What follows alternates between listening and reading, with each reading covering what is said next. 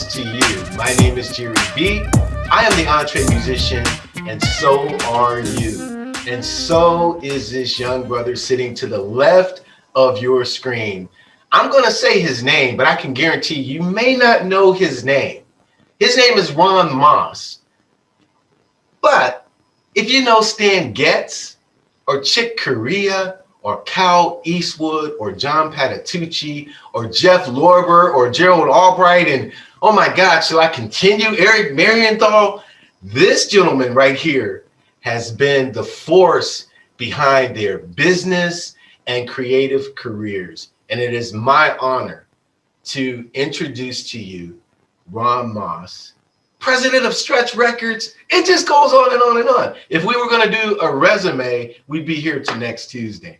This is the dude right here. Ron, thank you so much for joining us at the EntreMusician, brother. How are you, man? It's a pleasure. Yeah, nice to be here. Thank you for asking me. Well, thank you so much for agreeing. I know your time is valuable to you. You have a trombone duet in your immediate future. We don't want to keep you from that, but I do want to have a conversation with you because I'm intrigued with your career, and I want to start at the end and kind of work back, if you don't mind. I want to ask you, with a career as storied as yours, Ron, what was the most valuable lesson that you've learned in your career? That's a good question. The most valuable lesson. The most valuable. Wow. I don't know. I think to some degree is to be honest, you know, to be ethical and honest at all aspects, including the music, business, finance. Yeah. If you're honest and ethical, you have a chance of survival. I guess. Yeah. But also in relation to the music, you know, I'm always honest with the artist about the music. In other words, like if they start doing something wild or different or something that doesn't work, somebody's got to say something, you know, before they make a fool of themselves. Yeah. Yeah, that's the piano player that starts singing can't sing, you know. And you pull them to the side, right? Sometimes it's over a cup of coffee or dinner or something, you know. There's a lot of those. When I think through my life and with musicians, there's been a lot of those, you know, at different points. Yeah. Well, being a musician yourself, valuable lesson to me is to be honest. Yeah, that's can't think awesome of anything else. I can't think of anything else. Yeah. Well, let me ask you this, because you know, you being a musician and working with musicians behind the scenes, for your own soul, what do you enjoy more? Do you enjoy the management aspect, or the record company president aspect, or being that trombonist on stage? What's the real juice? I have to say that I enjoy being the trombonist on stage more than anything, or just play. Well, that's because it's a personal creativity, isn't it? It's you playing. Yeah. So, but I've also had tremendous highs and lows, I guess. You know, you develop a project like with Chick Corea Electric Band, and it works. You know, that's very fulfilling. Yeah. You're on the side of the stage and the band is screaming along and you go, wow, this is great. You know what I mean? Absolutely. And you kind of ride with it, you know? Absolutely. Or Isaac Hayes, I helped him revive his career to some degree, and we did a Europe tour and a US tour. And just to stand there and he played, you know, he does his great songs, and the audience are going crazy, and you're like, wow, this is very cool, you know? Because you help put it all together. Absolutely. Well, you've got about you've made me ask about 3 questions from that response right there. The first of all is, you were a trombonist on stage prior to getting into the business end of it. What was the transitory, you know, note for you? Well, I used to play trombone in London, and in London there's a pub circuit. Well, I played in Birmingham, my hometown too. Dixieland, and then moved to London, and there's a pub circuit, the Elephant and Castle, the different pubs, the Londoner, all different pubs are in London, and the bands circle round. You know, they move. Yeah. And we did that. I mean, it wasn't very good music. I played bass and I played trombone and I sang badly. I don't know if I sang badly anyway. I sang. And then the band, as bands do, they always break up. You know, they fell apart. Somebody goes out with somebody's girlfriend and it all falls apart or whatever. So I came to America in 1974 with a percussionist called Les Carter, and the drummer, who was American actually, and the piano player was American, which is one of the reasons the band broke up. We changed the personnel and it didn't work. Mm-hmm. But the drummer's father paid for us all to come over, paid our air tickets, and I came to LA, landed in LA, and we had a band that lasted about 3 weeks, and then that broke up. And then we put another band together, and we played gigs around LA. There's a club in Santa Monica, a Scottish club we played at a lot. And actually, I was pretty down. You know, I couldn't work. I was illegal. I was an illegal immigrant. I became legal. Right. I was painting houses and selling meat in the Mojave Desert off the back of a truck. Nice, good steaks, but still. And one day I was in a Denny's, and we were in a Denny's. I had a dime, and I said to Les Carter, I said, "Look, I'm going to call my friend Neville Potter." Neville was an old friend, and we lived in the same apartment building and everything.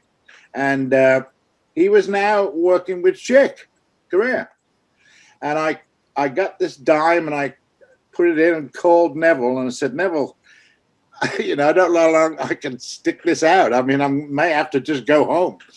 And I said, "Have you got any jobs?" He says, "Oh, damn." He said, "We just hired a new tour manager and you'd have been perfect." And he said, "But we just hired this tour manager."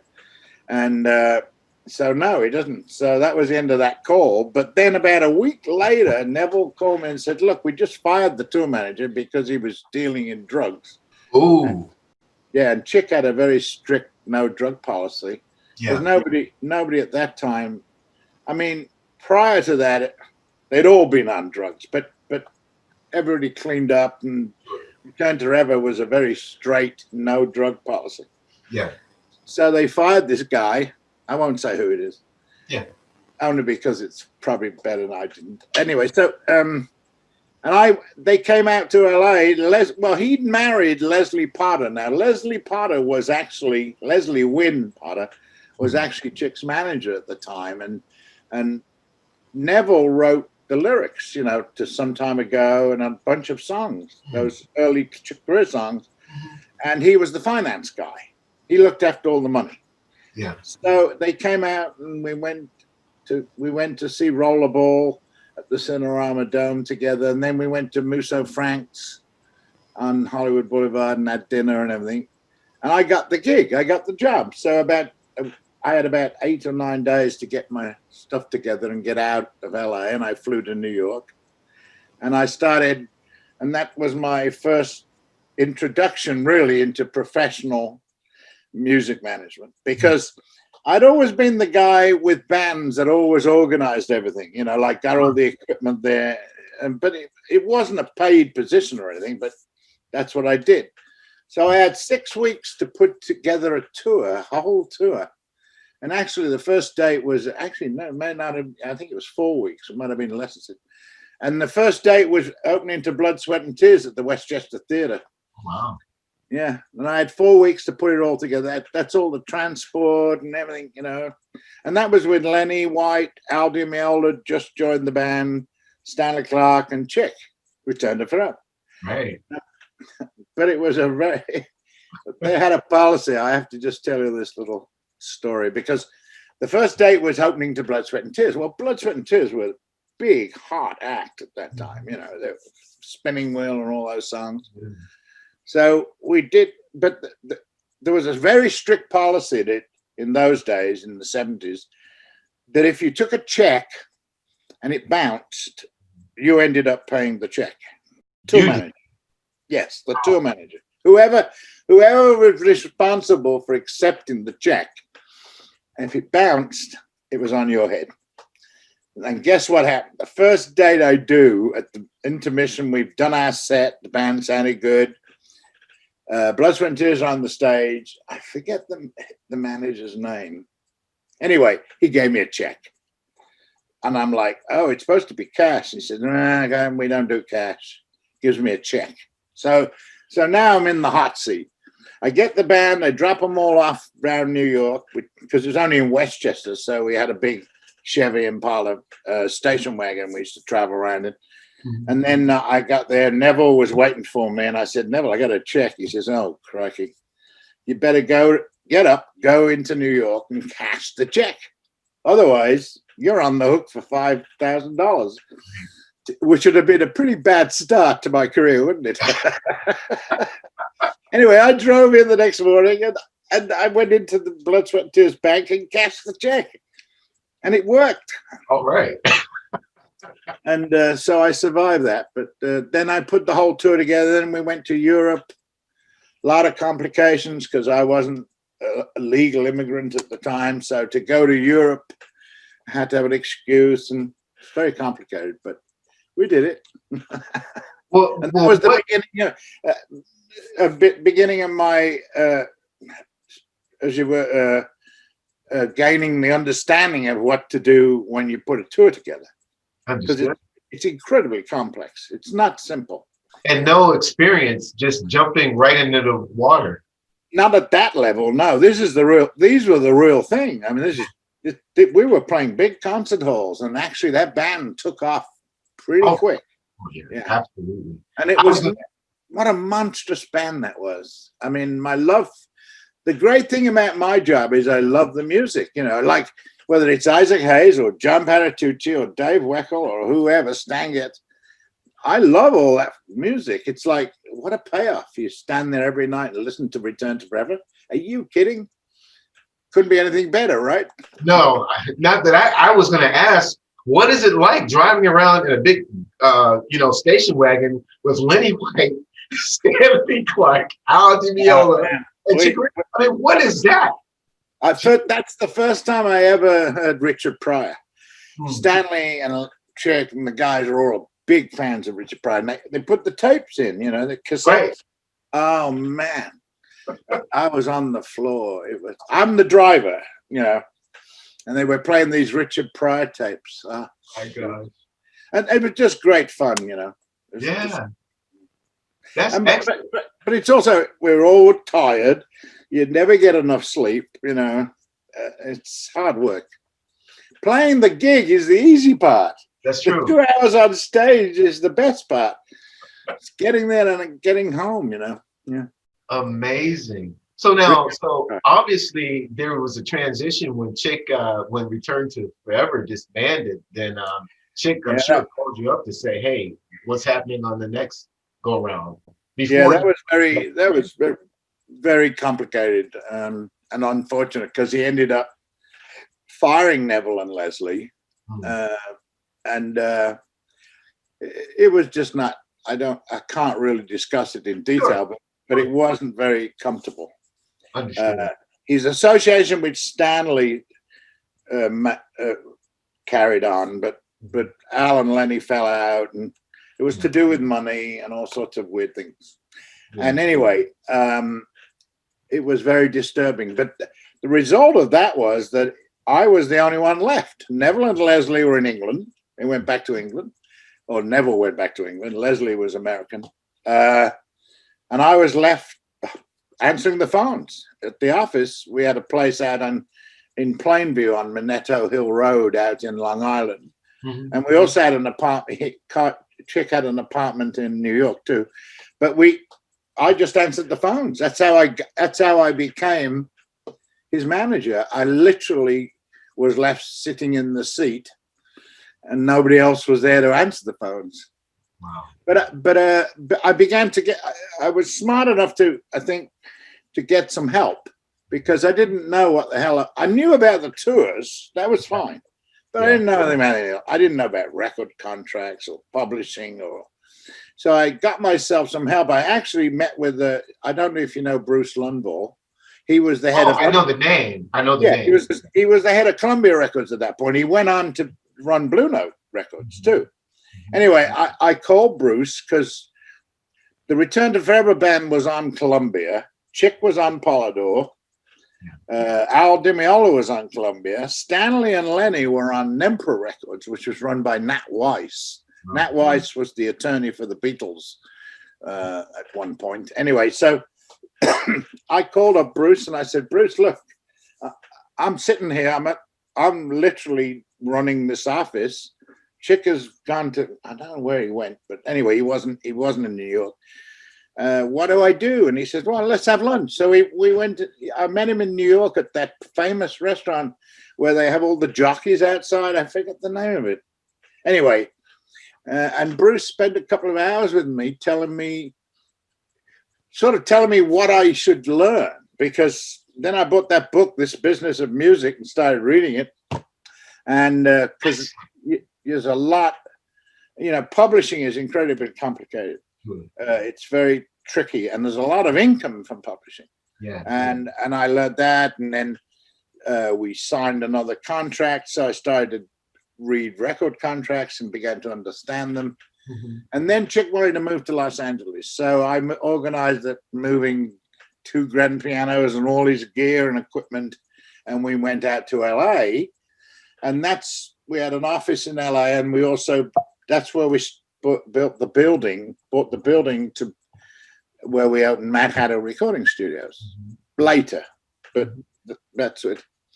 And moved everybody out to LA. Moved Chick and Gail and myself. We all moved to Los Angeles, and so life began in LA. Now, what year was this? Is this early '80s when this happened? No, that'd be late '70s. Yeah. 70s, okay. Yeah. Cool. Then Chick and I, somebody came along and said, "Look, I'll make you a star," which happens a lot in this business. Nobody should ever believe that. If somebody walks up to you and says, "I'm going to make you a star," forget it. Just walk away. Anyway, but Chick bought into it, and I was supposed to work for these guys, and I didn't want to work with them. And he and I parted company for a while, about 2 years. And I had a band called the Corgis. I worked with Bob Welsh, Mick Fleetwood. We did videos. The Corgis had a number 3 or number 2 hit called Everybody's Got to Learn Sometime, English band. Anyway, I was away. We were party company for a little while. And then these guys, True Colors, the guy ripped him off for some money and all this kind of stuff. And Chick called me, and we got back together again. And that's actually just shortly after that we formed the Electric Band. That was 82, 83. Yeah. Now, tell me about the inception of that. I mean, where do you find a John Patitucci, a Dave Weckyl, Eric Marienthal, Frank Gambali? Where do you find those guys? That's Chick's expertise. That's Chick's forte. He's picking. Like, we found John. Actually, Gail Moran found John. He lived in Orange County, and she heard him play and suggested him to Chick. And Chick heard him play, and he was monstrous, So these were young kids too, though, right? Their ages. They were all young, 19, 20, that kind of age. Yeah. And then Weckyl came at the recommendation of one of his old guitar. Bill Connors was playing in New York, and Weckyl was the drummer. And we went down to the Bottom Line and saw Dave, and he was monstrous too. So he joined. So the first band was only, and who do we have? Scott. I forgot the name of the guitar player. Help. Oh, now Frank Gambali. When did he? Oh, Frank came in later. There was another guitarist before then. Is that right? Yeah. I didn't know. See, I didn't know that. I thought, I came in when Frank was. That's when I came into knowledge of the band. I really should remember this guy's name. He was Scott. He was a great guitarist. But he and Chick bumped heads because of the volume on the stage and that kind of stuff, and he left, and that's when we brought Frank in. Monster. And then later Eric Marienthal joined. Yeah. Eric was the last one. Eric, I literally drove down to Disneyland and went into Disneyland in LA because he was playing in one of these street bands. Eric was. There was like a clarinet saxophone quintet that would walk around the streets in these funny outfits playing. And I had to find him there. I found him and I said, Eric, would you like to play with Chick Corea? And he said, what? Was he in costume? Was he in costume? Yeah. Anyway, he did the audition. He did an audition type thing. It wasn't really an audition because Eric was a monstrous player, you know. I mean, he was already genius. I mean, yeah. And that was the final electric band. Yeah. Well, Scott Hamilton, not Scott Hamilton. That's the wrong guy. I can go up and look at my CDs. Oh. Well, Scott never recorded with the band because the first record we made came later. We had different guitar players on it, you know, not just Frank. There was a whole bunch of guys. Yeah. There's very few albums that I can say that really changed my life or changed my trajectory of being a music listener. Early on, my uncle, I'm 7, 8 years old, and he's like throwing the Crusaders down my throat. So, you know, that whole Crusaders sound was like, I ate it with my Wheaties. I can remember 16 years old, Jeff Lorber, the Jeff Lorber Fusion, and found Chick Corea had recorded some early stuff with Jeff Lorber. He recorded with Jeff, You know what I mean? And so Jeff, I think, is just coming out of college and he's doing these albums. And so that was a trajectory. And then the electric band was just a flat line of my whole approach to thinking about music as a musician, you know, drummer. Dave Weckyl, are you kidding me? Wait a minute. John Patitucci, these were the guys that just now it's a whole nother path. Yeah, it's true. I love the Crusaders though. Oh man. Oh yeah. That was with Larry Carlton, come on, Wayne Henderson, Wilton Felder, Joe Sample, Styx Hooper. Give me a break. I learned that that old feeling, that Crusader song. Yeah, that's right. I learned Wayne's a trombone solo note for note. I transcribed it. Wow. I could even sing it almost. You know? Yeah. He was great, and I actually got to know him a little bit later on in life. You know, we hooked up a little bit, but then he passed. Yeah. Unfortunately, I think we're losing a lot of the cats, you know. It's it's terrible. You're right. Styx Hooper is him and Larry Carlton are the only. Yeah, they're still around. Yeah. Or didn't Jeff Clayton die yesterday or something? Yeah. So sad. Yeah. Yes. You know, I got to realize I'm 76 now. Chick is 79. You know what I mean? Yeah. We're all getting up there a little bit, you know. A little bit, little incremental steps. Herbie is late 70s, right? Yeah, he's similar to Chick, yeah. And talk about the dueling piano. I can't remember the name of the album, but I have the album with the two of the grand pianos side by side.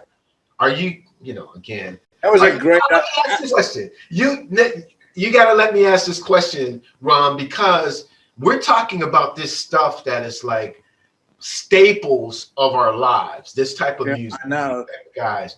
It's very difficult when I look back. You're right. Those albums, you know, the two albums with Chick and Herbie. I mean, they're monstrous albums. They're on the roadmap, aren't they? You know. Absolutely.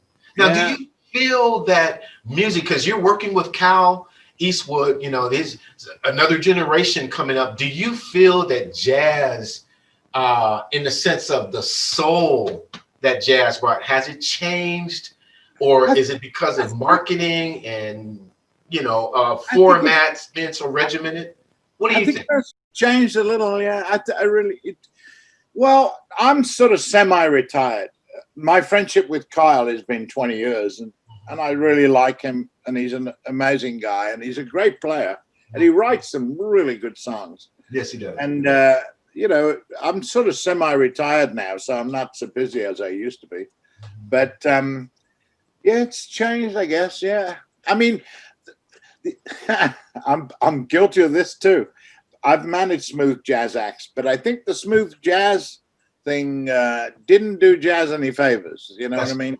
That is true. I mean, look, these guys are great. You meet Kenny G. He's a big Chick Corea fan, and he's such a sweet guy.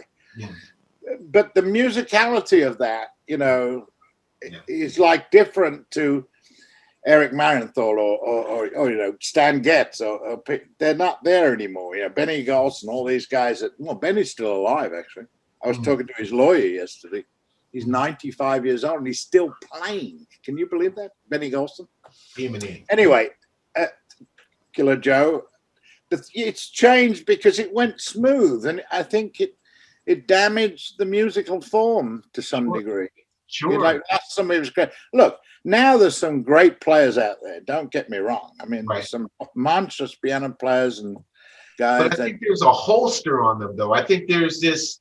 Yes, you're right. I don't know what it is. It maybe just the commercial environment we're in now is so different to what it used. Like, to break a jazz act, to break any act now is very, very difficult, because you don't have any of the old avenues. You can't buy advertising. You can't buy store space. You can't, you know, we used to put records on the top of the charts, and I won't say it was illegal, but it wasn't exactly straight. I mean, yeah. I've read the books, Hitman and others, you know. The acoustic band record that with the three of John, Dave, and Chick, that first one, we knew that would be number one. I knew that before we even released it, and it went. That's GRP. You're on GRP at that time. Yeah, that was GRP. Larry Rose and Dave Grusin. Yeah. What great label that was. That was a monstrous label. That's where we started Stretch. Yeah. Stretch was first associated with GRP. And then when Larry sold GRP, Larry Rosen, we moved over to Concord with Glenn Barris. Yes. Yeah. I remember those reviews. Now Glenn is no longer with Concord. I don't know if you know that, but no, I didn't know. Yeah. So tell me about your time with Stretch, though. I mean, what made you think? And here's where the EntreMusician comes into play. I think you embody it, because tour manager, no experience, jumping deep into the water with an incredible band, and then for some reason you thought I could be the president of Stretch Records. I mean, what is the exception there? I never sat there thinking that. I mean, look, yeah, I was thrown in the deep end, but you've got to realize when you're working with artists the stature of Return to Forever, doors open. You know, like if I call somebody and I'm managing Chick, I'm not managing Chick now, but they answer the phone. Yeah. You follow what I mean? Those level of musicians open doors. So life gets a lot easier from a point of view of a manager. Understood. Because people answer your calls. If I called Walter Yetnikoff, he would take my call. It's true. If I called Walter Yetnikoff, well, I couldn't call Walter Yetnikoff today, but they wouldn't know who the hell I was. You know what I mean? Yeah, CBS, right? So in some ways, you're only as good as a manager. You're only as powerful as your act. If you manage Garth Brooks, you're not going to have any problem getting an answer to a phone call. You follow what I mean? I do. So, but when you manage, well, it's like Kyle, really. Kyle, you know, his association, his father is a very, very powerful Hollywood director. And so that opens doors for Kyle, and it makes things a lot easier for me as a manager. Yeah. Yeah. But the one thing about Kyle, though, is that he, you know, I mean, his dad might have gotten him in the door, so to speak, his name, but his name, Clint Eastwood, could not keep Kyle in the door. No. He is really credible, yes, and he is credible. Yeah. I mean, I don't think we've ever used Clint to do anything. And Clint doesn't particularly, he's of the mind that these guys are going to make it on their own. Allison, Scott, they all have to do it themselves. He doesn't buy a career for these guys. I think that's the best kind of dad. That's the best kind of parenting too. It's like, here, you're set up, here's the foundation, but you definitely have to take the walk. of course, you are an Eastwood, so that helps. But Clint doesn't do anything particular to help you. Not that he does anything to harm you either. I mean, he's their father, but you know what I mean? He's not like, you don't get a free ride just because you're Kyle Eastwood. You have to be good. You have to be able to play. Yeah. Don't forget, he's written some great songs. Gran Torino, Letters from Iwo Jima. These movie themes that Kyle has written are brilliant, you know. So you got to be real. There's always a point with every artist. You got to deliver. Absolutely. Yeah. Now, let me ask you a little more personally. You have an incredible daughter who's ripping it up as an actress. You know, Elisabeth. So, you know, what was the advice that you gave her? That's all my responsibility. I'm the brilliant dad. She's just an amazing person. Yeah. She started when she was 5 years old. She did a thing on a spoof on a Saturday Night Live thing or something. I forget what it was. Anyway, she's just a dynamo. I mean, she learned ballet. She was going to ballet. She was doing auditions. She was relentless. There was no doubt in my mind. I didn't do anything.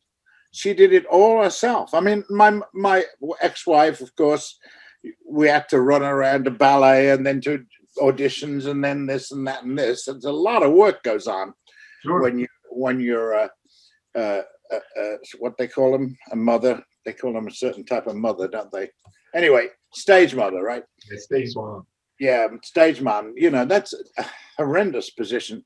But Elisabeth is a dynamo. I mean, she just keeps going. Now she's producing and she's buying rights for different songs and movies and scripts. And she did it herself. I mean, she was amazing. She was focused and she knew where she was going and she went there. What was the best advice you gave her, though? I mean, come on. You know this business inside. No, I used to. My biggest contribution is we used to listen to Monty Python all the time in the car.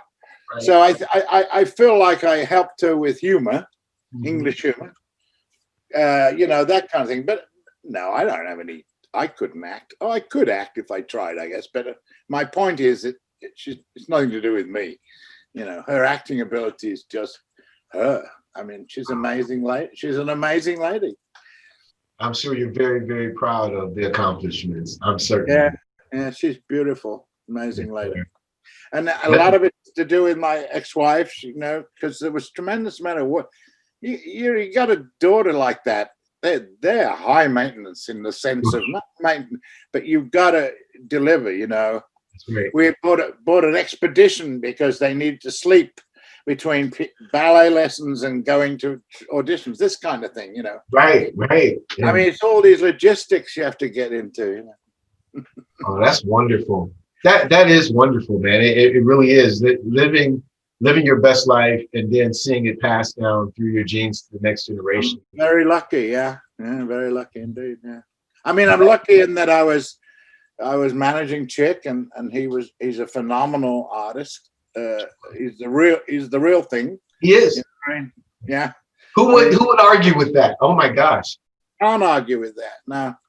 I mean, he's still playing and he's still doing great music and great stuff.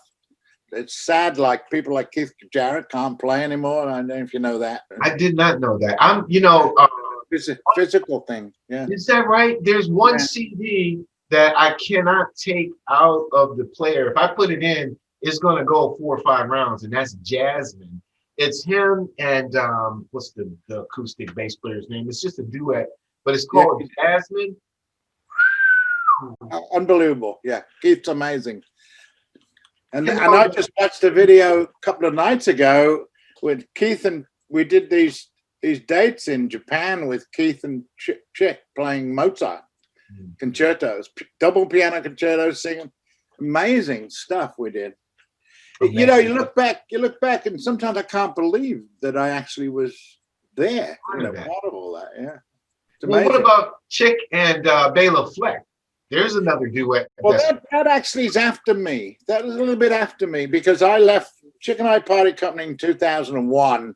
I think that was 2002, 2003, he hooked up with Baylor. We knew Baylor. I mean, you know, he'd played a few things with him, but the Baylor records came a little later. I wasn't involved in those. Yeah. Excellent stuff, though. Brilliant. My last record with Chick was the one with Avishai Cohen and Jeff Ballard and him, a trio record. That was the last one. Wow. Yeah. So now, what was your role then in that last? Was your role record company president or manager, or was it like a blend of both of them? I think I got an executive producer credit, didn't I, or something? But I was also the manager, yeah. Now, explain to novices, what is the role of an executive producer? We knew that on GRP, you'd always see Dave Bruce and Larry Rosen, executive producers. What is the actual role? It is that they put up the money. Gotcha. If you really, I mean, that seems to be the role even in movies of an executive producer, is they either find the money or they put up the money. Nothing to do with the creative aspect. They don't walk in the studio and go, why is that a G flat major 9? Well, I think it varies. I mean, even sometimes I got an executive producer credit because I was the record company president, so I controlled the money. Mm-hmm. But I also had a say in what we were going to do. You know, you see Scott Rudin as executive producer. He gets involved very much in movies when he's in that role. Mm-hmm. So it just varies. I mean, it's a very. I was never the producer. Chick was always the producer, or Kyle, or you know, these guys. I was never the hands-on guy at the board. Mm-hmm. I never moved a fader. You know what I mean? I did actually. But didn't you play in some early Chick recordings? Didn't you play trombone? Yeah, I played on a few records. Yeah. Secret Agent, Music Magic Live, or something like that. Well, I actually played in the band. Wow. Yeah. See, I'm a ferocious liner note reader from back in the day. So, yeah, I remember you were on the other side of the glass. Yeah. But a lot, you know, every situation is different. You know, sometimes there were instances where they put a vocal on and I would vote the vocal off. You know, big moves, but it worked. Gail sang a lot on Chick's records. Yeah, she did a lot of songs. Yeah, but there was one or two, like the Bud Powell record, which I love. There was a vocal on that record, and I was one of the voters of taking it off, and I think it was correct to take it off. It won a Grammy because it sort of threw the record in a funny direction, you know. Mm-hmm. On the song Bud Powell that Chick wrote. So here's the thing: you didn't move a fader, but you made decisions that were. Yeah. That's what I mean. Every little circumstance is different, you know. Certainly. Wow. I remembered one of the guitar players now, Carlos Vega. He played on one of the early Electric Band records. Yeah, Carlos Vega. Great solo he did. Yeah. Anyway, I think he was with. Who was he with? I don't know. One of the big rock stars. Anyway.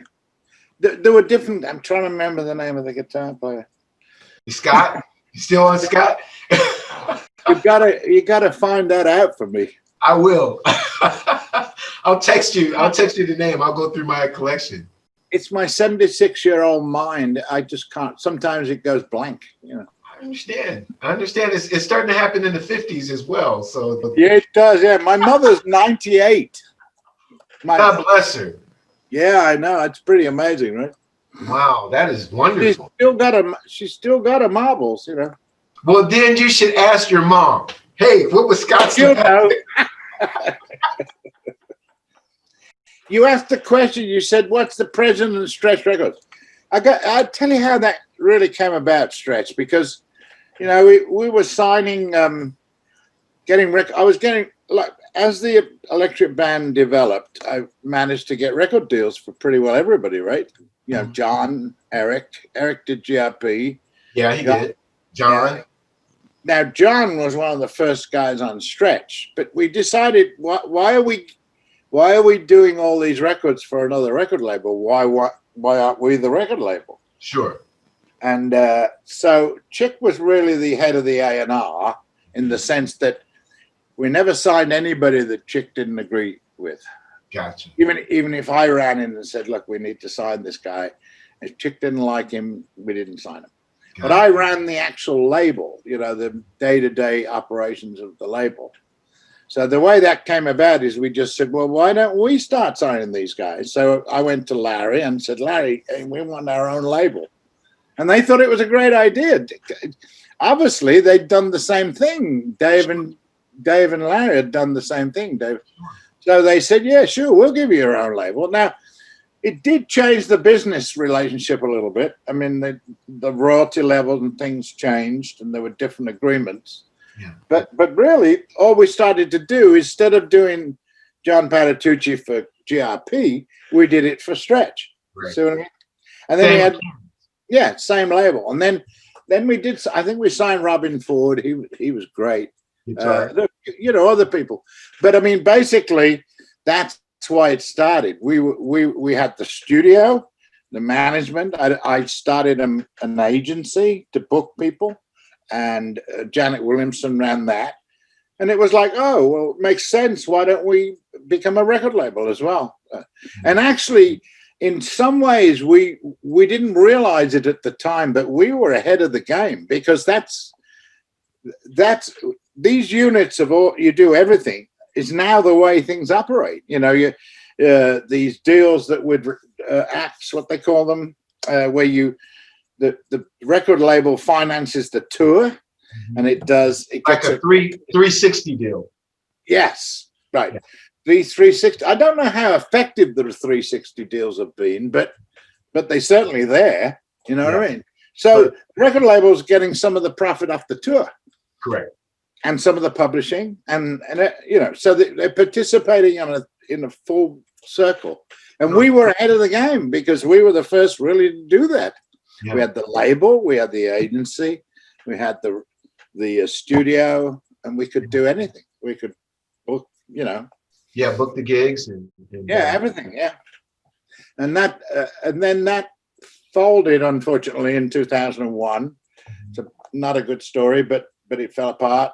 But now that's the model, the business model, really. Yeah, absolutely. And I think Chick actually picked up on George Clinton with what he was doing with Parliament Funkadelic, and that is getting deals for every member of the band. So every member of Parliament Funkadelic. Well, that was pretty common, though. That was pretty common, you know, certainly in the 70s and 80s. That most band, if you got in a hot band, you had a chance of getting your own record deal. Correct. Right? I mean, that was sort of the way it was then. Yeah. Correct. Yeah.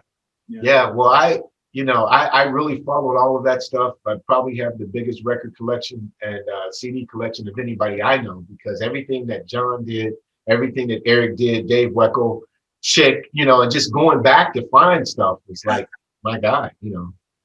But now it's interesting, because, you know, I got Dave out of his deal with Concord in the end. He didn't, like, now people are going back to having their own label. Yes. And you know, I mean, you can't really sell physical CDs these days. Nobody's buying them. True. So it's all online and streaming stuff. You know. What is that like for jazz artists? You know, I mean, where it may not put such a dent in Chick's career, because if he puts out anything, you know, you're going to have. Well, it's streaming, yeah, but the income is streaming now, and it's not so. The record labels make a lot of money, but the artists don't. I mean, there's a lot. They're definitely underpaying the artist. I mean, sure, without fail. So then, basically, before the pandemic, you know, after the streaming came in and got such a foothold, most of the artists, especially with a Chick or a John Patitucci, their bread and butter became the performance. But then when the performance is shut down, then they have to, like the rest of us, think of. Well, you know, I don't know how. I think Chick's got a school thing that he does online. Online, right? And you pay for it. Yes. I mean, that's probably a source of income. But I mean, in actual fact, like this year, I've lost every penny, all the income I had. It's gone. Sure. You know, it's got, because all the gigs have gone. That's so. Right. So the only ways we sold actual physical CDs was by selling them at the gig. Mm-hmm. That was where you can sell some CDs. Correct. But now, like the policy of Sony, for instance, is I think they press 2,000 physical CDs, They give 1,000 to the act, or there's 1,000 for the act to sell at gigs, and the other 1,000 go to Amazon or a few other outlets. Sure. And that's it. They don't make any more physical CDs. Only 2,000. That's interesting. So like the days of selling 100, like we sold 120,000 of acoustic band. Yeah. Doesn't exist anymore. It's not there.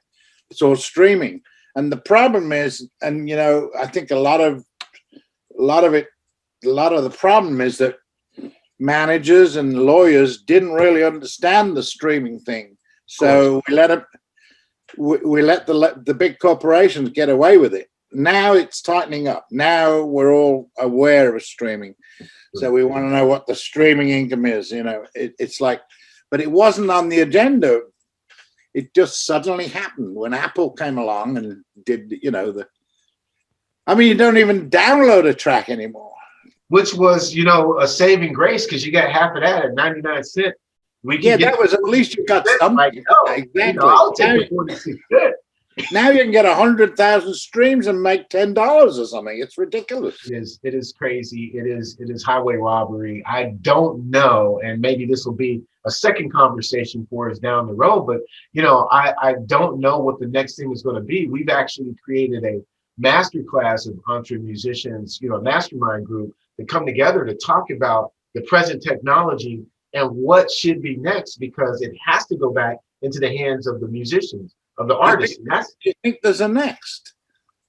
I think streaming seems to be pretty well the end of the line, right? I mean, what else are you going to do? Well, the thing about it is the onus is on the musician to go straight to his or her art, his or her fan. We have to dismiss the middle person and create platforms where it's just me and you. And what I create, you receive, and this is it.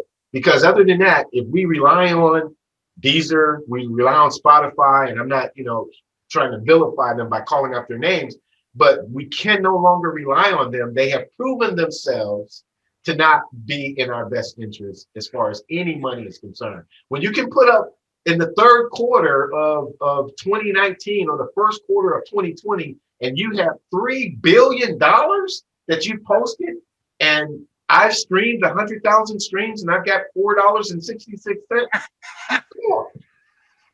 You know, that's what we got together for the EntreMusician. I know, but then there's another side to the story, which is that, you know, a record label has the resources. Yeah. Like apparently there's a team of people at Spotify or Pandora that pick the songs that they put on these playlists, right? Sure. Now, at the moment, nobody knows who those guys are. All right? Because if the record labels could find out who they are, and by the way, they're trying to find out, that every one of those guys is going to be rich. You know, the guys because they'll pay off those guys to put their songs on the playlist. And payola's back on point once again. Yeah, and that thing with radio. Yeah, the truth of it is that when you're as an individual, you don't have the money to pay the payola. The big corporation does, see? Sure, absolutely. And by the way, you know, the other part of income they get, they have shares in Spotify. Oh, don't they? Yeah. So all the big labels have shares in Spotify. Yeah. I know, it's crazy, isn't it? It's nuts. But that's corporate America. That's the American way. Certainly. Look at what's happening now. You got Citizens United, and you got these, and you got McConnell giving, you know, trying to get the liability factor removed from corporations for not taking care of them. You know, it's all geared towards the American dream that, you know, that everybody be rich, but all the corporations get rich first. And then you get this momentum going back, you know, to try to give it to the regular guy. Yeah. To the regular people. Yeah. But I think it's happened enough time, Ron. It has happened enough times where the regular guy, you and me, should be smarter. We should see the landscape, and we should say, I have a gift. I'm an artist. I'm a musician, and there's something that I bring to the table that's of value.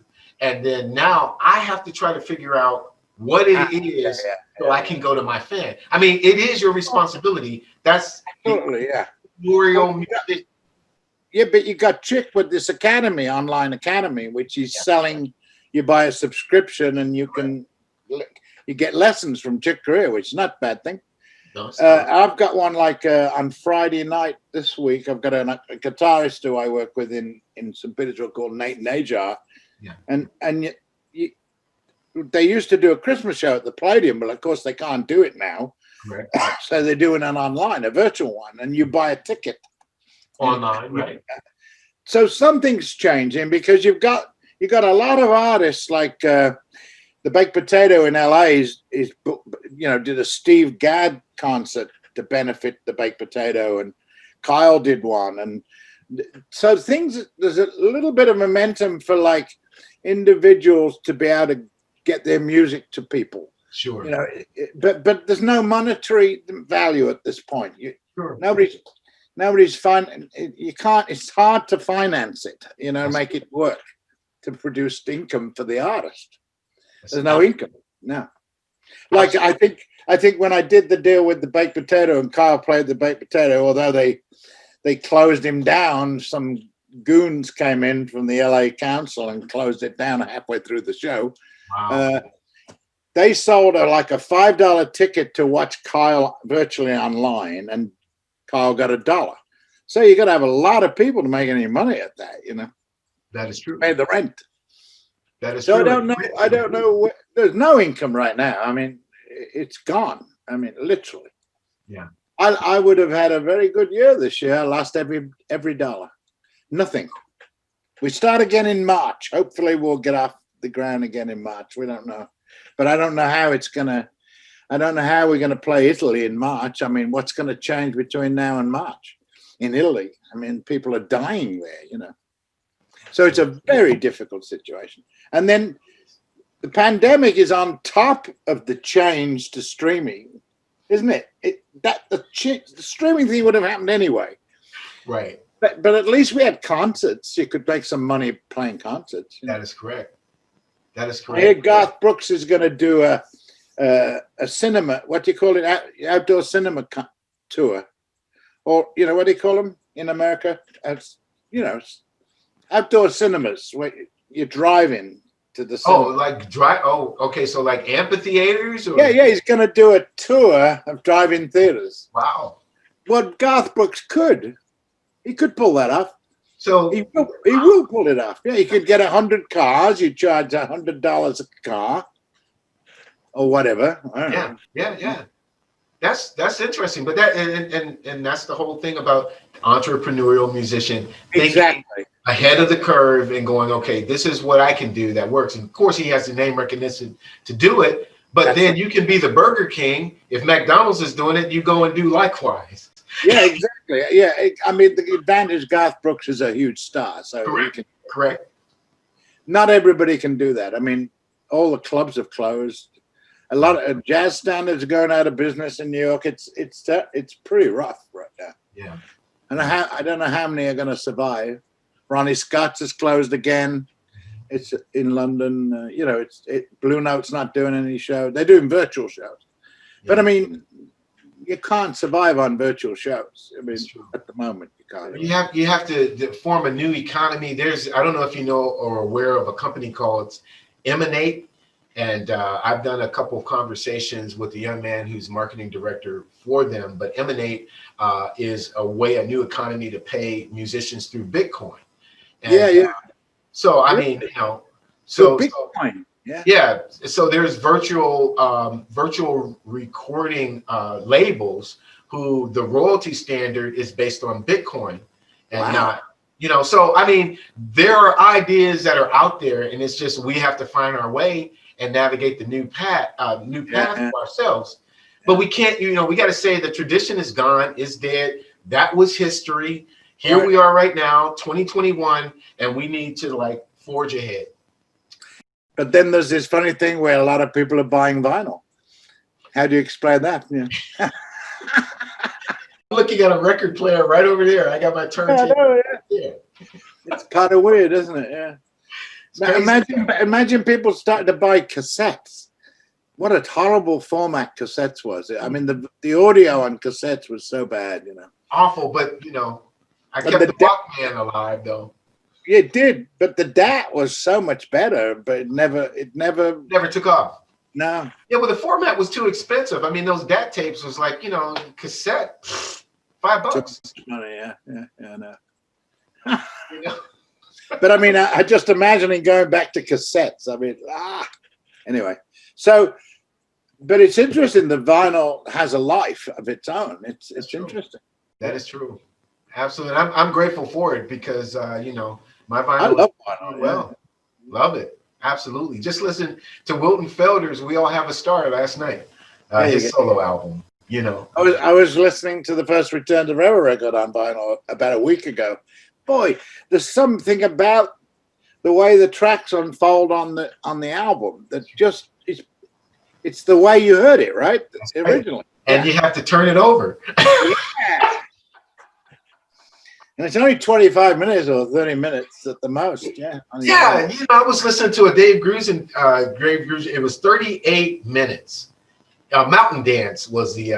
It's a great album. Yeah. Yeah, and 38 minutes. And I was like, man, but that's what got you playing it over and over and over again. You had to explore it again, you know. But then with CDs, it went up to like 60 and 70 minutes. Absolutely. Too long. Absolutely. Yeah. Well, then you had the fact that that's where Apple came in, wasn't it? iTunes would say you could download the one track you liked. One single, yeah. You didn't want the other 65 minutes, just that 5 minutes, that one track. But, you know, the one thing, though, too, that was different from, say, a Return to Forever album and different from the pop was you got a lot of filler. You didn't get any filler on the jazz. No. You know, Herbie Hancock, he wasn't trying to say, okay, I'm going to do this one thing and then the rest of the album is crap. No, everything was. No. Everything was important. Yeah. But pop, and that's what drove the Apple thing. Is like you got the one radio hit. Yeah, exactly. It was dog. You didn't need the album; just download the track. Yeah. That's it. So that's what's in a funny sort of way, we shot ourselves in the foot by doing 60-minute CDs with one track that people liked. Yeah. I don't know. I think that's not Stretch Records, but I think that's record company. I think that was the marketing behind it. I really think that was a measured calculation to say, this is what's going to do it. We're going to drive the single. The single's going to take the album, but the album is not going to be worth anything. So Apple can step right in. They got $15 for the sale of the CD. So it worked. Yeah. But then all of a sudden, iTunes, you could get 99 cents for the track you liked. All you can eat. Yeah. It's a weird business, isn't it? It is. Weird business. Yeah. But I'm really concerned that, you know, how are artists going to survive through this pandemic and through this thing? Because there's no concerts, there's no income. Right. It's a pretty tough time. And I'm concerned that, you know, who's going to make it through? Yeah. Because not everybody's going to make it through. They're going to go and learn how to run a computer or get another job, you know. That is correct. Because they can't survive. You know, there is such a thing as survival, you know. It is. You got to pay the rent, right? The rent is due every day, brother. I know. Tell me about it. But then there's people like you. Look how ingenious this idea is. You got to do it, and I wouldn't have been able to do it except a lot of like-minded. And I'm not alone in this. There are 8 of us, and as a matter of fact, I will give you a shout out to Vance Anderson. You may know Vance Anderson. He was road manager for Tony Bennett for 20 years. Yeah. I think I met him once. Yeah. So Vance is a part of our. He works with you. Yeah, he's part of our mastermind, and we get together on Thursdays and we talk about. Okay, what's the next step? I mean, Linda Bolero from Berklee College of Music, you know, Andrew Slater, Dan Young, from all around the globe. We get together on Zoom and we talk about, okay, what's the next thing? Now, there's just platforms, and that's what Chick has created. Chick has created an online platform with a subscription base, and you do that. Then there are some of us who write for film, do TV licensing. I mean, there's all kinds of ways that we can say, okay, the band thing is gone. The performance thing is gone, but there's something else. So let's look at how we utilize technology. I would like to invite you to one of these conversations. Oh, I'd love to have it. I'm talking to one guy, John Cusack in St. Pete. He does a class, a business music class at St. Petersburg College in St. Petersburg. And I go down every semester and do one talk, about management. And we had the idea that maybe there's an actual public where you could actually sell this, and that is career advice. Like I have a concept of every artist I ever met, or when you talk to new artists or whatever, they want to know how they're going to manage you. Correct. Right? My concept is grow your own manager, because that's really what happened to me. Chick grew his own manager. You follow? Because I wasn't on commission at first. I didn't work on a commission basis. I got a salary, and I learned how to be a manager, right? And then I went on commission. Well, actually, that wasn't quite how it worked, but I was in a position to ask to go on commission because he wanted me to come back and manage him.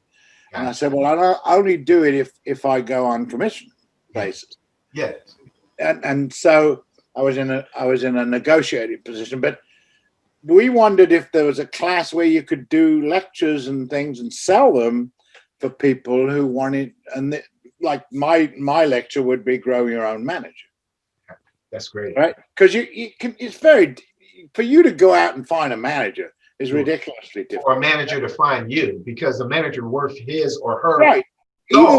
Either way, although good managers are looking for acts all the time. And actually, mostly it's agents who are looking for acts. There's just two different roles here, manager and agent. They're different. But anyway, we just wondered whether there was a concept, because there's so many, John knows all the people, the questions these guys own. Some are engineers, some Pro Tools, some, they're all different roles. Some are performers, but they all have the same question. It's interesting. So if you could answer that question, is that of value to sell?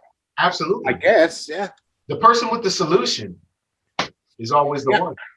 Yeah, so because very few people can get their own manager. So you find a friend, find somebody you trust who likes you and wants to be involved, and let him be your manager. Like help him. Yeah. Get him going. And now, see if you can get when's your book coming out? How come you don't have a book? I got a little thing here. It's a tape recorder. Occasionally I remember things, and I want to write a book, but I'm still an active manager, and I think once you start writing a book, one of the things that an artist must be able to do is trust you, right? Confidentially, because you get to know so much about somebody. That's right. As a manager. They've got to have confidence. You're not going to go blabbing it all over the universe, because every artist has got his own things going on, the relationship and challenges, strengths and challenges. You can it would be like an expose if I wrote a book. That's the problem. Gotcha. It's like, so then trust no artist would ever trust me again. That would be the end of my career. You'd sell 2 million copies, but if I told the truth, I got a lot of stories, and when I think about it, I have so many stories. It's because when you're a manager, you've got 5 people in a band, and there's all these dynamics going on and different things, and it all, Yeah. Who's sleeping with who, who's, it's like a crazy scene, right? It's life. It's life. Yeah, you're right. It's life. It's amazing. But your book, without the salaciousness involved, you could really talk about, Well, there's a lot I could talk about without that. Yeah. Yeah, with respect to the day-to-day of really managing superstars, because we're not talking. I mean, we're not talking about you manage Joe Wilson. No. You manage the cream of the crop. And so what does that take? What type of mindset, what type of discipline did you have to employ yourself in order to make sure you're guiding these artists to the forefront? Because here's what I want to ask. You worked with Mick Fleetwood. Now, this was after Fleetwood Mac, right? This was after Rumors. What is your mindset, and what are you trying to accomplish? Mick Fleetwood and the Zoo, and it was a zoo. But how do you accomplish that when he's already had the biggest selling album in the world many times over? When you come into that and you say, I'm going to manage this guy, what is your vision for him? I can't remember, but what actually happened is everybody filed bankruptcy, and then, and so the whole group went bankrupt, and then 10 days later, the lawyer signed a deal with Warner Brothers for the best of Fleetwood Mac. Wow. And everybody got $10 million. That's actually what happened. So everybody was bankrupt 1 week. 10 days later, they had $10 million in their bank account. And Warner's had the greatest hits of Fleetwood Mac record. I don't know. You do. I guess you do. Yeah, you sit there. I mean, Chick is the better example. Chick was playing a lot of great music, classical, ECM stuff, and we came along, and I went back to work with him, and one day we were sitting there, and I said, why the most successful thing you've ever done was Return to Forever, right? And there were many other highlights, but that's the one that worked. Miles Davis, though, I mean, his time with Miles. Well, his time with Miles, but he didn't make, Chick wasn't getting rich off Miles. I mean, no. So I said, why don't we put an electric band back together, And then he had the dumb idea to call it the electric band. And then I had the dumb idea to change the C to a K. Crazy stuff, right? But I mean, that's when the electric band started again, and we revived Chick Corea. We literally, from making, X amount of dollars a year, we tripled it or quadrupled it, actually. So that's what the tactic was, that's what we did. And then we had the acoustic band come out of the electric band. Right. And that worked because everybody wanted to hear Chick. They wanted to hear Chick do Return to Forever, but they also wanted to hear him play piano. So we put the trio together with Dave and John, and that was incredibly successful. In fact, we made more money on the acoustic band concerts than we did on the electric band. The electric band overhead was so high because you had to travel with all the gear. That's right. The acoustic band was very simple, one bass, the drums were supplied, and the piano was always supplied, Yeah. So, the economics of the acoustic band were much better than the electric band. But I mean, that's how it developed. That's how things happen. We tried to put this band Origin together, which didn't really work. But I don't think I loved it, but it wasn't successful because we went away from the formula, which was obviously the Return to Forever thing. That was the successful thing. But you have the musician in you because Origin, I have those. I think there's those records, yeah. But I really do like the articulation of the different instruments and the interplay between them. But from a musician standpoint, it was a great adventure. Might not be an economic adventure though. It wasn't commercially wasn't successful commercially. Yeah. When we played like the Vienna Jazz Festival or whatever, and you had an electric band, man, we took the house down. Sure. But you can't do that with a band like Origin. It doesn't have the impact. Sure. It doesn't have the impact, The music is the music was beautiful.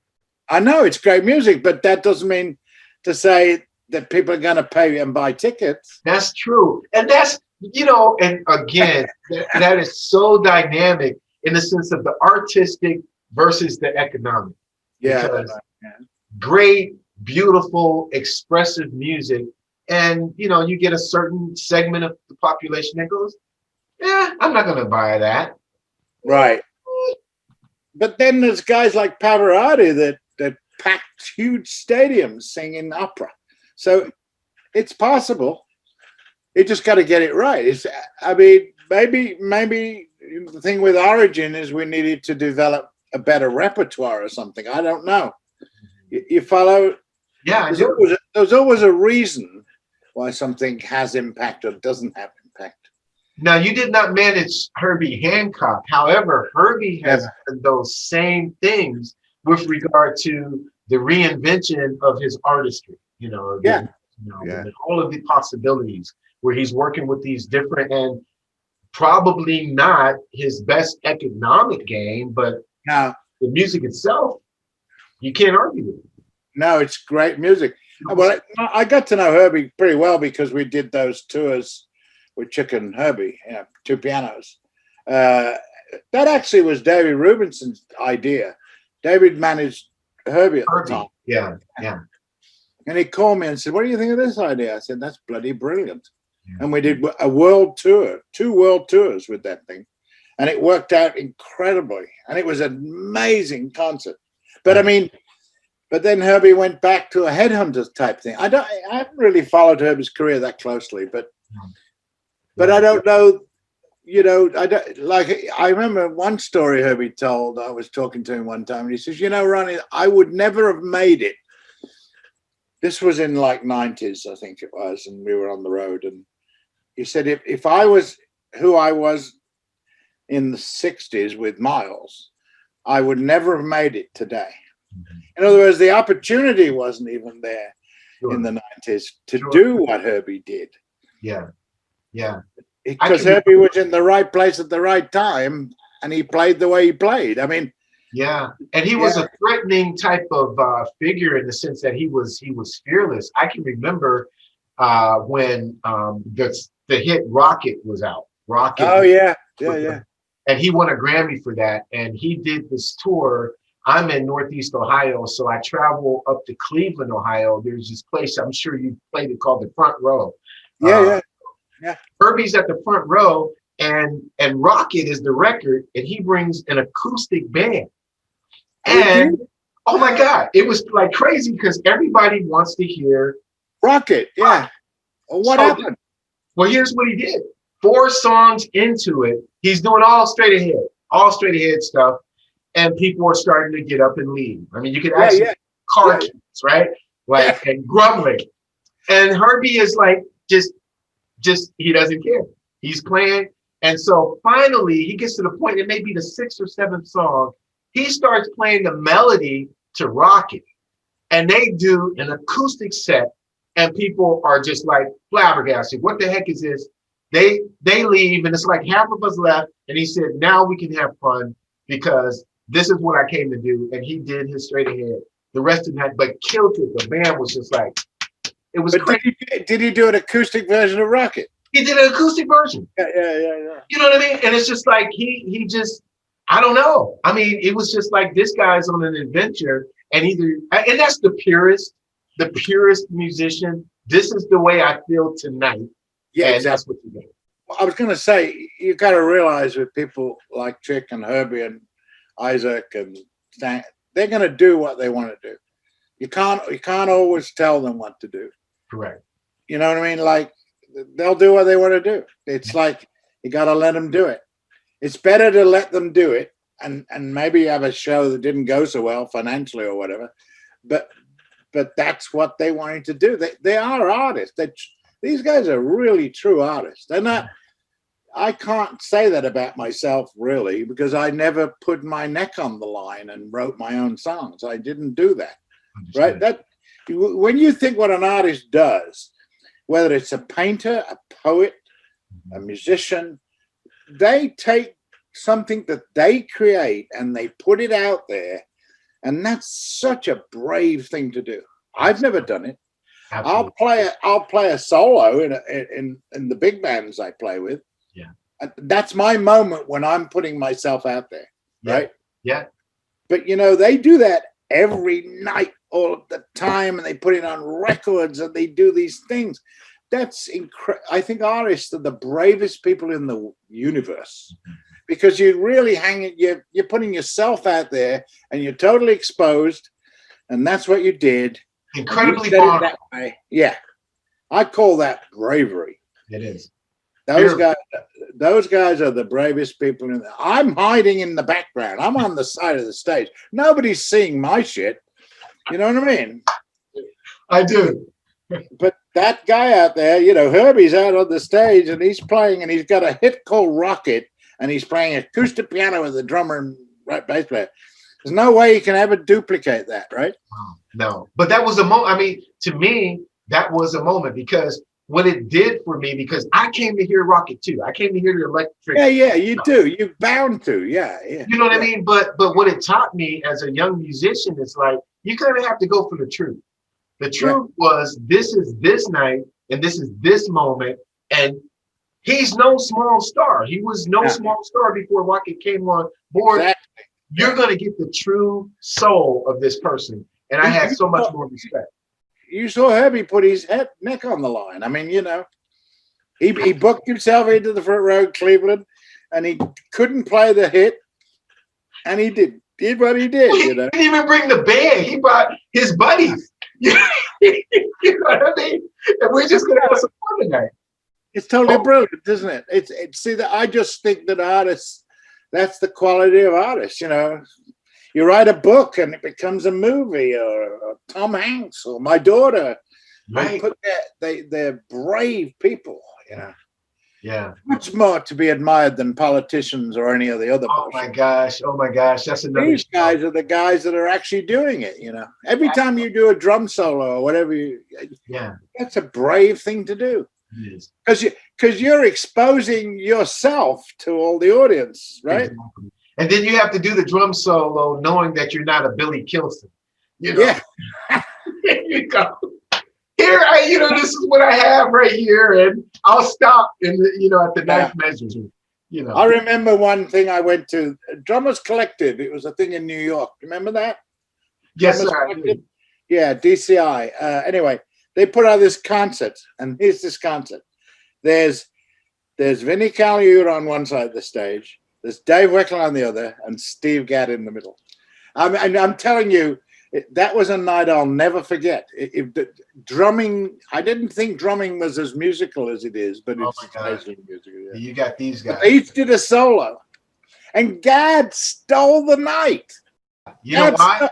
I'll tell you why. He stole the night with the 20 Ways You'd Leave Your Lover thing. He just started to do that.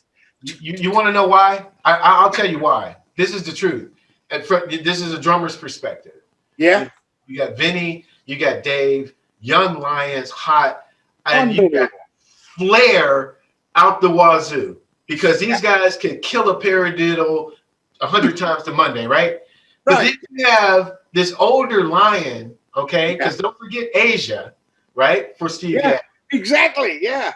Soul that comes from another dimension of this is how music is made. And I think when you look at those two drummers, it's funky, and as bad as they are, he still has that foundation. Absolutely. And by the way, they both they both would idolize this guy. Yeah. Yeah. And he did this thing. He started off with 50 Ways to Leave Your Lover. You know that song with Paul Simon? Paul Simon. And he took the house down. I mean, the people went wild. Even though Vinny just like slayed the drums and Weckyl had slayed the drums, he took it. You know, it was a moment where you realize it's not always the obvious thing that works. Flash. Yeah. And Vinny did a tune on John Patitucci's. What is that? I think he did a solo on John Patitucci's Sketchbook CD. Oh yeah, it's crazy. Boom! It's nuts. Do you know I've got a solo on the Vinnie Colaiuta record? You know that, right? I didn't know that. No, I did not. Check it out. We'll go to the end of the record. Wow. See, it was. Yeah, no. I was in my office and Vinny was making his record, and he called down. He said, "You got your horn there?" And I said, "Yeah." He says, "Come up." So I came up. He says, "Look, all I want you to do is blow a few things over here and do this and do that." So I did that. Yeah. He put it on the end of the record. Oh my God. It's all. I'm going to do that immediately after this conversation ends. And by the way, I trust and pray this won't be the end of our time together. That anytime you want to do it, yeah. Man, we can hop online and go, because this is my blood. You're talking about my blood. I was graced with an uncle who force-fed me music because he taught me how to listen. And so that just stretched across the board from soul to funk to R&B to jazz. And again, it was the Chick Corea Electric Band album that set a whole nother trajectory for me. It changed forever the way I listen to music. Well, it's interesting, Gary, you look back on the track, because the Return to Forever was the 70s, right? It died in 75, right? Yes. 76.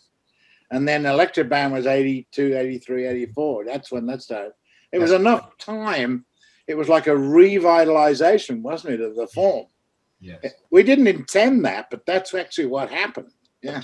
And I don't want to say that there was more precision between, say, a Lenny White and a Dave Weckyl. I mean, it was a different vibe, and that fusion. Well, Dave Weckyl's a much more precise drummer. But he's very technical. You know what I'm saying? Yeah. Lenny was more soul. Yeah. That's correct.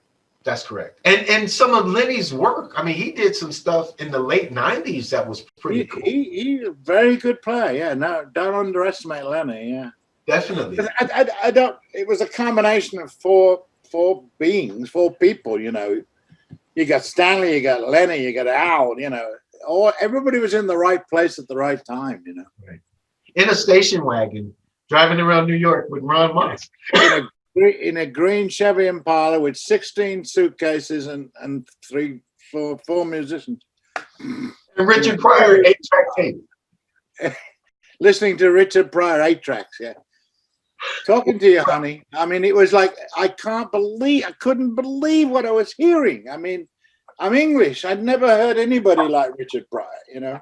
But he was an artist within himself, too. That was art. That stand up. Richard Pryor was a genius. And let's say this one thing, too, about Richard. I mean, and the fact that even in the way that he used expletives, I mean, you got comedians that come out, and the first thing they want to do is use expletives. He used them as exclamation points.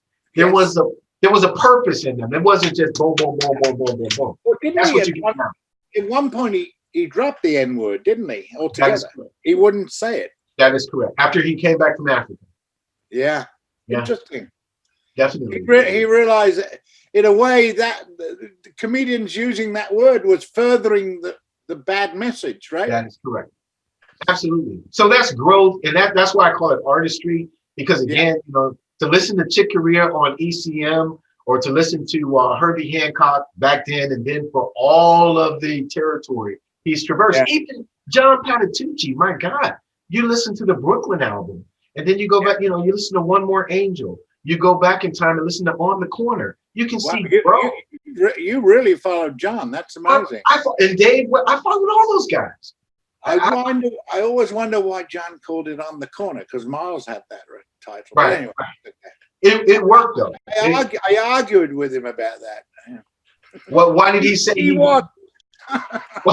Why did he say? What was it? I don't remember. I think it was a tribute to Miles more. I see. Yeah. He was tipping his hat to Miles.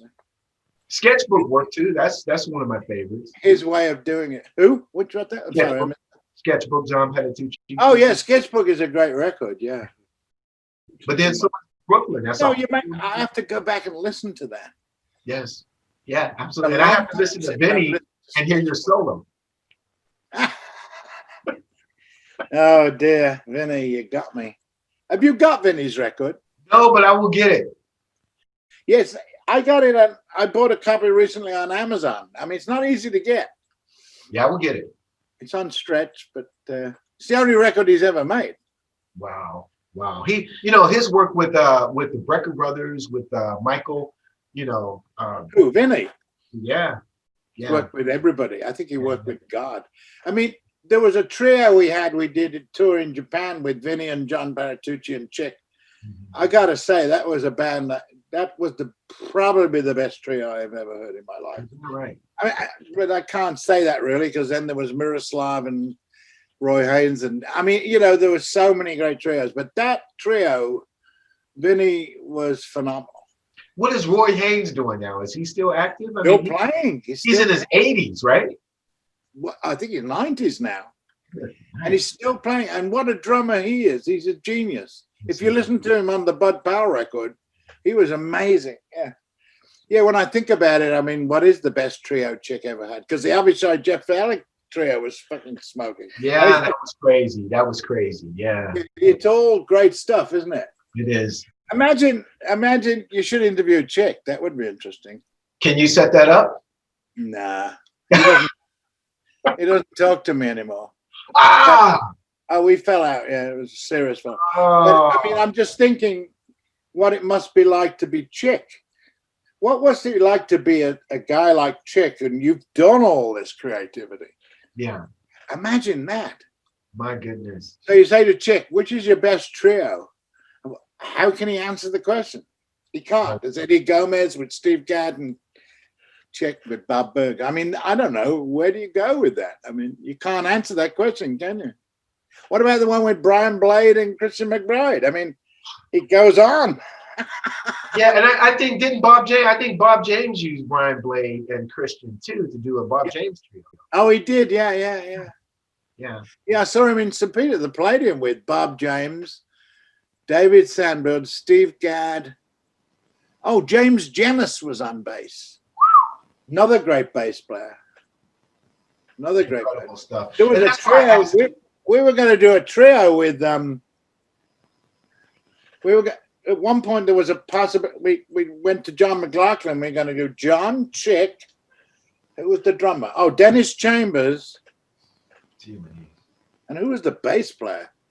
Anyway, it didn't work out because John and Chick got in. There was a discussion. There was a discussion which ended in us not doing it. Yes, that's correct. Because basically both wanted to be the musical leaders, and that wasn't going to happen. Yeah, it's got to be one at bat. There's a coach. Because in Return to Forever, Chick was the lead composer. Correct. Everybody else got a song on the record. Sure. But he was the lead composer. Now let me ask you this: with your expertise, so once you learned about publishing, were you ever involved as a publisher on that stuff? I mean, Well, all my artists had publishing companies, if that's what you mean. But I mean, were you part of the publishing? I never wrote anything, so I couldn't claim anything.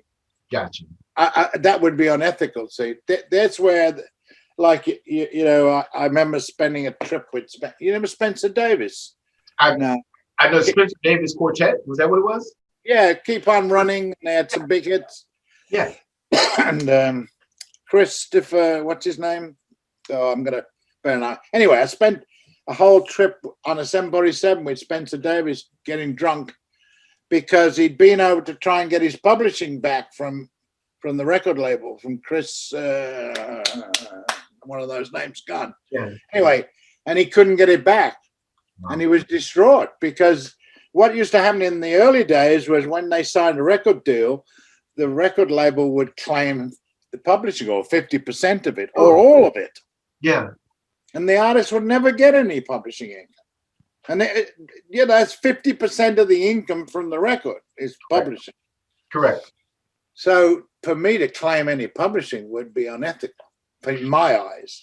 Understood. I just didn't know if you had set up a publishing company because you had stretch. No, we never had it. No, we never played that game. Gotcha. That's a particular game you play. Yeah. That's good. Yeah. I mean, I think GRP had Dave and Larry had a publishing company, but we never played that game. We just didn't feel comfortable playing that game. Like to claim any of John Patitucci's copyrights. That is part of it. We wouldn't do that. No.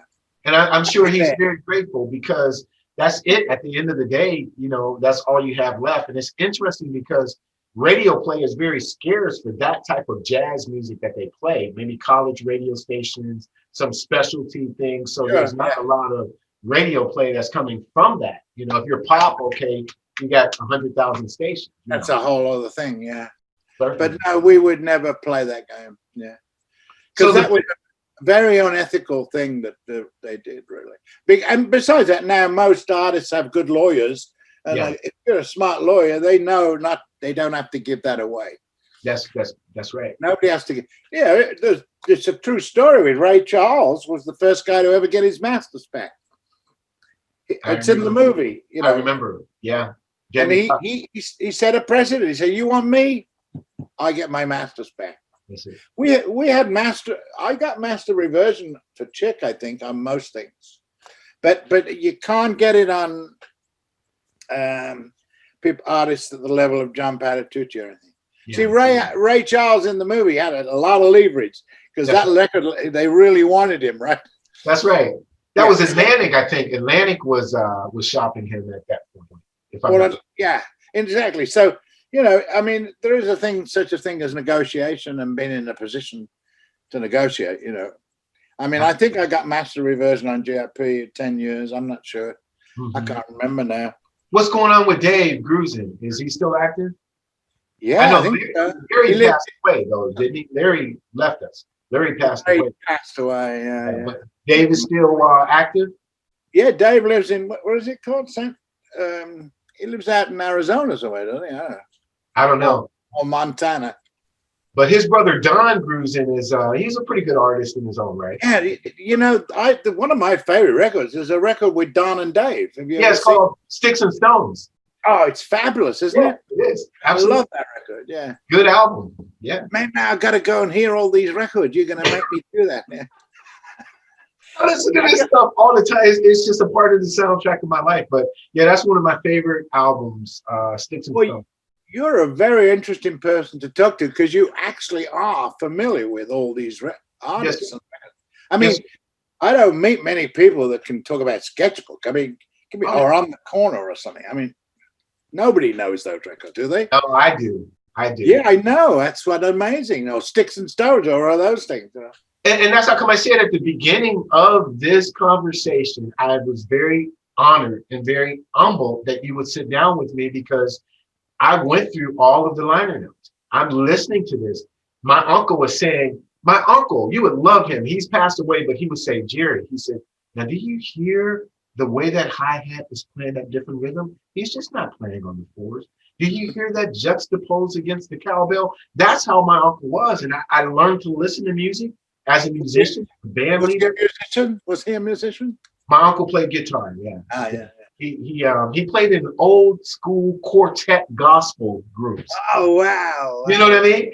And so, but he was an astute listener, and he taught me. I mean, it was like a sin to just run through a record. You're not going to do that with my uncle. You're going to listen. How was this bass mixed? What is the piano or the guitar doing in this speaker while the piano is over here doing that? Do you hear that counter melody? Do you hear that motif that is a thread? And I was like, oh, okay. And it just was in me. And so, all that stuff. What a joy that is to have that awareness of music, though. Definitely. Because look at the pleasure you get from music when you have that awareness. Definitely. And I think it made me, I'm not the best musician. God knows I'm not. But I think that my production skills are much better because I'm able to articulate where everyone is supposed to be in that space. Sure, yeah. You know do you mix things and do things like that? Oh yeah. Oh, good. Yeah. I never learned to do that because, Bernie Kirsch, our engineer, is such a genius. You just got to let him do it, you know. Oh my God, that stuff just blew out of the speakers. Yeah, I know. Hey, Bernie mixed it. What an amazing. Well, you just revived my interest.